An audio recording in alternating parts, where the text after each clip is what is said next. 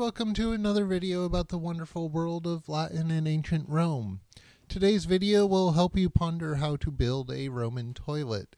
And by Roman toilet, I mean a toilet that someone from the 1st century BCE to the 2nd century CE might use in Italy, where we have particularly good and abundant evidence that has been well studied.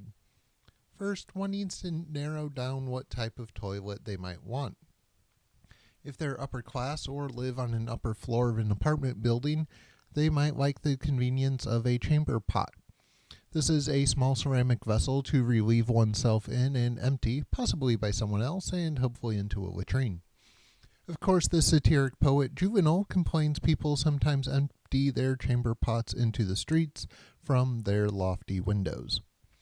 Alternatively, ancient Italians can have a latrine built as an integral part of their buildings.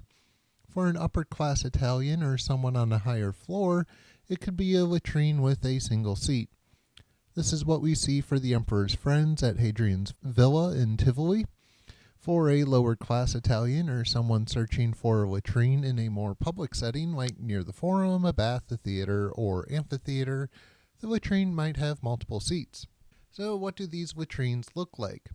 Well, ancient Italians usually sat to urinate or have bowel movements. Of course, there were some chamber pots outside fullers to collect male urine for dyeing and cleaning clothes, but most of the time Italians sat. The seat could be stone or wood, and it was about knee height. Seats in multi-seat latrines were usually about 30 centimeters apart. The hole in the front of the seat was to allow people to clean themselves off with a sponge stick or leaves.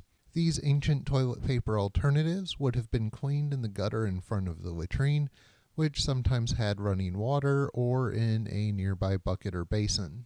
With a sense of modesty, ancient Italians did not like to be seen while using the latrine. This might be accomplished through adjustments to clothing, staggered doorways into the latrine, limited sight lines from the doorway to people using the latrine, and or raised windows.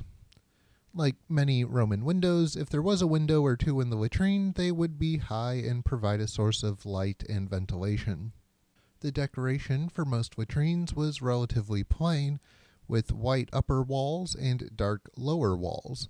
The light upper walls would give a greater sense of brightness to the room, and the dark lower walls would hopefully be able to hide any stains.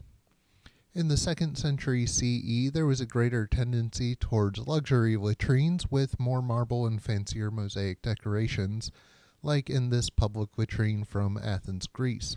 There are a few latrines with a shrine to the goddess Fortuna, whose help might encourage smoother bowel movements. Obviously, there would also be a way to remove urine and feces from the area. This might be through a cesspit or sewer connection. The cesspit is a pit in the ground where excrement and compostable material collect until they are periodically emptied. Alternatively, some ancient Italian houses were connected to sewers.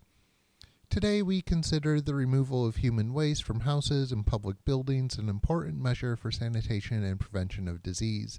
This idea is based on modern ideas and observations related to bacteria, viruses, intestinal worms, and disease transmission.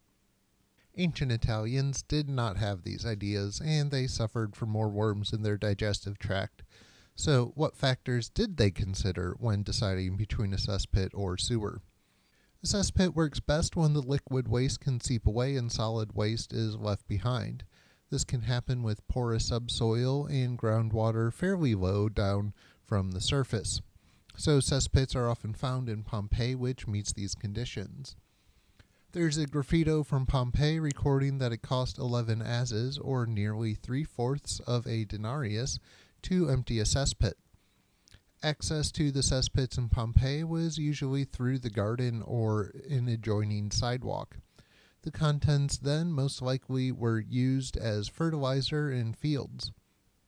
Ostia, Herculaneum, and Rome have non-porous subsoil and relatively high groundwater, so they have more latrines connected to sewers.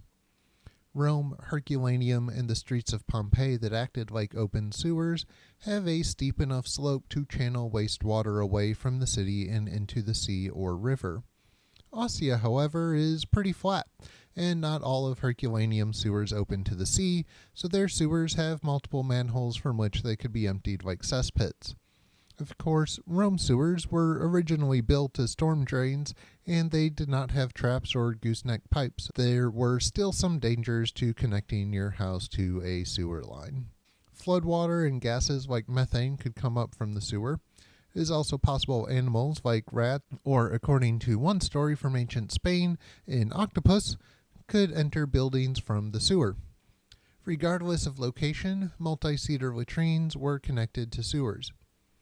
Whether connected to sewers or a cesspit, some latrines were flushed and others were not.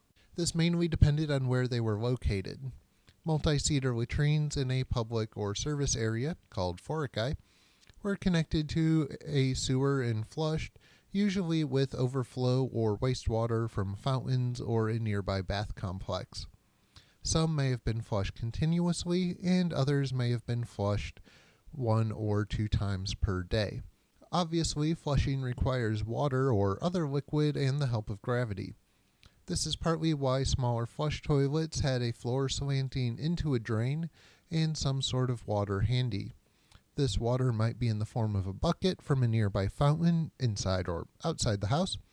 Since water was also used in cooking and natural food waste is compostable, the latrine was often near the kitchen and received food waste and human waste.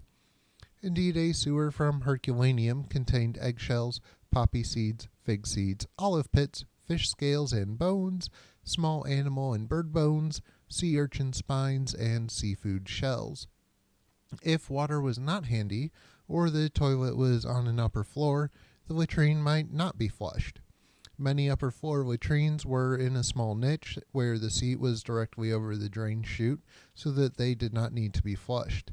These drain chutes are often ceramic and wider than the lead pipes Romans used to bring water into their buildings and fountains. Nevertheless, some of the drain chutes show signs of limescale, suggesting these upper floor latrines were also flushed. So while many of today's toilets feature a fairly standard design to mechanically and sanitarily remove human waste without pipes backing up, these were not the major concerns for ancient Italians. Ancient Italians cared about removing human waste, among other reasons, so that it could be used as fertilizer and so that they did not have to walk through it or let it dirty public buildings or tombs. Indeed, there are several warnings that people should not defecate on tombs.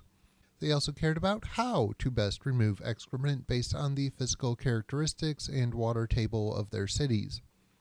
Socially, the Italians cared about the status of the latrines' users and the number of people who might need to use them at a time. Altogether, there's a lot more involved with ancient toilets than a hole in the ground and a possibly fancy seat. Thank you.